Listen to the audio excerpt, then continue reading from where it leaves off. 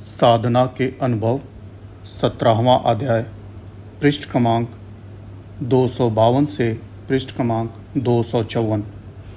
सिद्धि या करामात मन की संकल्प शक्ति के प्रयोग के कोई ऐसे अलौकिक काम करके दिखाना कि जो जनता को चकित कर दे, सिद्धि या करामात कहलाती है। शास्त्रों की भाषा में इनका नाम विभूतियाँ हैं। यह विभूतियाँ दो प्रकार की होती हैं, एक मानसिक और दूसरी आत्मिक। जो लोग मन की चंचलता को नष्ट करने और उनको एक केंद्र पर रोकने का साधन करते हैं, वह चाहे योग की रीतियों के अनुसार इस कार्य को करें अथवा भक्ति या प्रेम के मार्ग पर चलते हुए उन मन की वृत्तियों को एकाग्र करें, दोनों के अंदर एक ही समान की शक्तियाँ उभरती हैं। यह दूसरी बात है कि कोई उनमें काम ले या न ले, यह उनके अधिकार की बात है, परंतु सिद्ध दोनों ही बन जाते हैं। बहुधा देखा गया है कि योगी इन्हें प्राप्त कर मतवाला बन जाता है और वह इनके गर्व में चूर हो प्रतिष्ठा और मान की लालसा में संसारी लोगों को तमाशे दिखाने लगता है। इससे यह ताकत हजम नहीं होती और भक्त भगवान की आश्रित पड़ा हुआ हमेशा अपने को तुच्छ ही समझता रहता है और अपने प्यारे के अतिरिक्त इधर की आंख उठा के भी नहीं देखता। इसलिए इनके द्वारा कोई अलौकिक चमत्कार नहीं देखने को मिलता, परंतु इसके यह अर्थ नहीं हो सकते कि वह इन शक्तियों को नहीं रखता। इच्छा होने पर योगियों की तरह वह भी सारे काम कर सकता है। यह भी देखा जाता है कि ऐसी करामात दिखाने वाले साधु बीच के दर्जे के होते हैं। नवीन और नीचे दर्जे के साधक, जिनमें अभी शक्तियों का उभार नहीं हुआ, करामात नहीं दिखा सकते। इसी प्रकार जो बहुत ऊंची स्थिति में पहुंच जाते हैं, जिन्हें अपना और इन मायावी जगत के अनुभवी ज्ञान मिल जाता है, वह भी ऐसे खेलों में अपने को नहीं डालते। शक्तियाँ उनके अंदर होती हैं, परंतु प्रशंसा और लोक लिखावे से वह परे पहुंच जाते हैं। जिन आनंदमयी स्थानों में उनकी शक्ति और आत्मा विचरती रहती है, वहाँ से इन कामों के लिए नीचे के स्थूल लोकों में उतरना और यहाँ के गंदे और अपवित्र वातावरण में अपने को लाना उन्हें पसंद नहीं आता। इसलिए वह चमत्कारों से दूर रहते हैं। मनुष्य जिन वस्तु की इच्छा लिए हुए चलता है, यदि निरंतर उसका वह उद्योग जारी रहता है तो वही वस्तु उसे प्राप्त होती है। ऐसा नियम है कि लोग सिद्धियों के लिए साधना करते हैं, उन्हें सिद्धियां मिलती हैं, और जो आत्मा अथवा परमात्मा के लिए इधर लगते हैं, उन्हें आत्मा का साक्षात्कार होता है। पहली तरह के साधक मानसिक योगी और दूसरी प्रकार के आत्म योगी कहलाते हैं। मन योग का ही दूसरा नाम आसुरी योग व मिस्मरिज्म है। यह अपनी इन उभरी हुई शक्तियों से जनता को कष्ट भी पहुंचा सकते हैं और कुछ समय के लिए उन्हें कष्टों से बचा भी सकते हैं। साधारण मनुष्य को हानि व लाभ पहुंचाने के सामर्थ्य इनके अंदर आ जाती है। कुछ थोड़े से अलौकिक चमत्कार भी वह दिखा सकते हैं, परंतु आत्मज्ञान व शांति से वह बहुत दूर रहते हैं। मायावी दलबल में वह इनके पांव और गहरे घुस जाते हैं और अशांति का जीवन काटते रहते हैं। न जाने कितने जन्मों तक यह संस्कारों उन्हें नीचे ढकेलते रहते हैं। मगर यह तो निश्चय ही है कि मानसिक व आसुरी योग वाला न तो यथार्थ ज्ञान प्राप्त कर सकता है, न आत्मदेश में पहुंच सकता है। प्राचीन युग में जिन कुलों में आसुरी योग का प्रचार था, जो आसुरी सिद्धियों के मालिक बन गए थे, उनका नाम पुराणों में दैत्य, असुर और राक्षस इत्यादि नाम से पुकारा गया है। इनके शरीरों में आकर मनुष्य दूसरे मनुष्यों से भिन्न नहीं होता, परंतु योग साधना के द्वारा इन प्रकार की शक्तियों उनके अधिकार में रहती थी, जो कभी भयानक रूप धारण कर ले, कभी अत्यंत ही सुंदर अपने को बना ले, कभी आँखों से ऐसे लोप हो जाएं कि जो दिखाई न दें, और कभी प्रकट हो जाएं इत्यादि। यह खेल मानव संकल्प से हो जाते हैं। असंभव नहीं है, परंतु इनमें शांति कहाँ है? इससे आत्मा को क्या लाभ पहुँचा?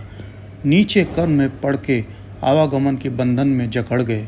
आजकल के मेस्मराइजर्स अपनी संकल्प शक्ति से रोग अच्छे करके या दूसरों को बेहोश करने की जो क्रियाएं करते देखे जाते हैं वह भी मनोयोग व आसुरी योग का ही एक अंग है। ऐसे लोगों के लिए आत्मयोग करना बहुत ही कठिन हो जाता है, उनसे हो नहीं सकता, इसलिए शांति इनको भी कभी नहीं होती। इन्हीं चक्करों में पड़े वह जीवन बर्बाद करते रहते हैं। आत्मबल मनोयोग से किसी कदर मन को बलवान बनाता है, परंतु आत्मा के ऊपर इनका योग का प्रभाव नहीं पड़ता। मनोयोगी की आत्मा हमेशा निर्बल ही रहती है। आत्मा के बलवान बनाने के लिए आत्मयोग करना लाजिमी है। मन स्वयं जड़ है, इसकी शक्तियाँ भी जड़ हैं। जब तक आत्मा इसे निज शक्ति नहीं देती तब तक यह कोई काम नहीं कर सकता।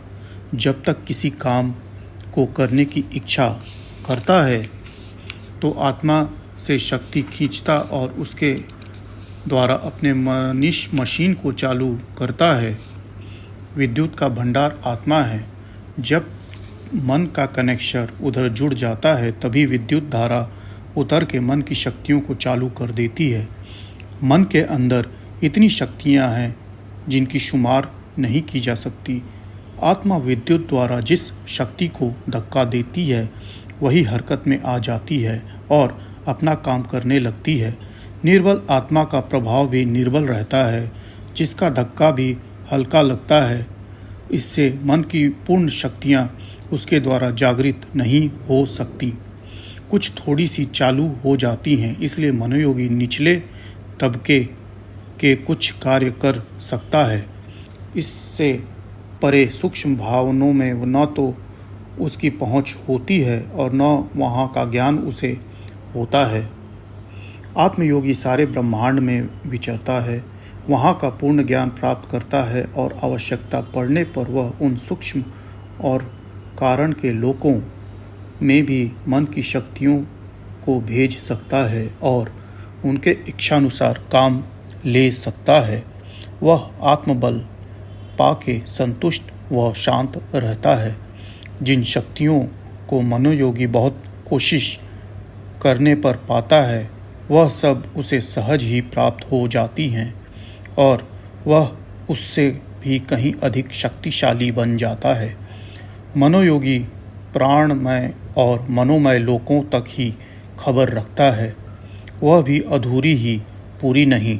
आत्मयोगी विज्ञानमय व आनंदमय भवनों की सैर करता हुआ वहाँ का यथार्थ ज्ञान प्राप्त कर शांत हो जाता है, जहाँ न भय है, न शंका है, न किसी प्रकार की कमी है। आनंद है, केवल आनंद, इधर का मालिक और उधर का भी मालिक। इसलिए साधकों को उचित है कि आत्मयोग के द्वारा अपनी आत्मा को बलवान बनाएं, माया की बेटियां काट के स्वयं मुक्त हों और दूसरे प्राणियों के मुक्ति का पथ दिखाएं। इससे बाहरी जगत के मिथ्या झंझटों से अपने को बचा के कल्याण की ओर चलें और दूसरों को भी ले जाएं। यही असली धर्म और मनुष्य का कर्तव्य है। मानसिक योगी दूसरों के साथ क्षणिक उपकार कर सकता है। वह थोड़े काल के लिए किसी शरीरधारी का रोग हटा सकता है, इससे किसी दूसरे कष्ट का निवारण कर सकता है, परंतु इसमें दुख व सदैव के लिए छुटकारा कहाँ। अपने व दूसरों के लिए ऐसा उद्योग करना चाहिए कि न दुख रहे न दुख का कारण रहे, हमेशा को सुख व आनंद प्राप्त हो जाए। यही प्राणियों के साथ सच्चा उपकार है जो महापुरुषों के द्वारा होता है। वह जीवों को मुक्ति दिलाने के उद्योग में लगते हैं, उनको मुक्ति का मार्ग दिखाते हैं, उस पर चलाते हैं। जहाँ कहीं साधकों में असमर्थता दिखती है वहाँ अपनी आत्मशक्ति का आसरा देकर उसी के रुकावट को हटाते हैं, उनके मल विक्षेप व आवरण को अपनी शक्तियों के द्वारा दूर करते हैं इत्यादि। यह सब आत्मयोग के द्वारा हो सकता है। मनोयोगी इस कार्य को नहीं कर सकता। इसलिए यदि सेवा का भाव संकल्प लिया गया है तो दूसरों के साथ उपकार करने का इरादा किया है तो ऐसा सच्चा करो